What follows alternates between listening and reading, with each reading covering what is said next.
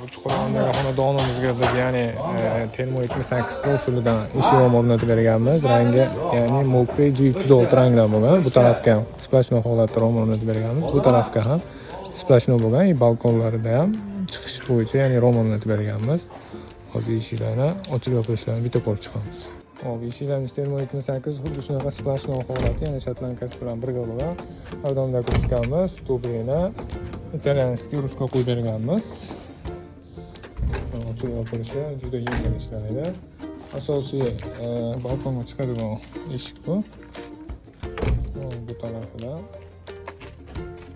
romi bor, ya'ni bu ham splashnoy holatda. Balkonga romdan ham chiqsa bo'ladi. Shunday ishlaydi. Bunda dvaynoy mexanizm bor, dvaynoy qilib ochib qo'ysa ham bo'ladi. Panorama vid, ya'ni tashqari bemalol ko'rinadi. Yon tomon orqa taraflarga biz plastikdan rom o'rnatib berganmiz. Ko'rishingiz mumkin. Ochib yopilishlari juda yengil ishlaydi. Ruchkasi har doimdagi bronza, ya'ni germanskiy rotosiniy ruchka, ichidagi mexanizm turayskiy mexanizm bo'lgan. Splashnoy holati, bir tarafi splashnoy holati, bir tarafi terasa pramugasi bor. Podakonlari qopdi. Shu podakonlar o'rnatilsa, biz energiya tejovchi kontrolga qo'yib bergan, ya'ni energiyani tejab beradi.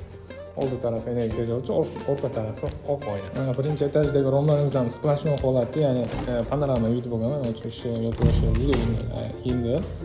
Dvaynoy mexanizm bor. Xuddi shunaqa panorama vid tashqari bemalol ko'rinib turadi. Oynalarimiz kaloniy oyna bo'lgan. Bu tarafi ham xuddi shunaqa ochiladi. Ya'ni yo'rilib turishi, havo aylanishi bemalol aylanadi. Dvaynoy mexanizm ruchkalari italyanskiy stubrini ruchkadan bo'lgan.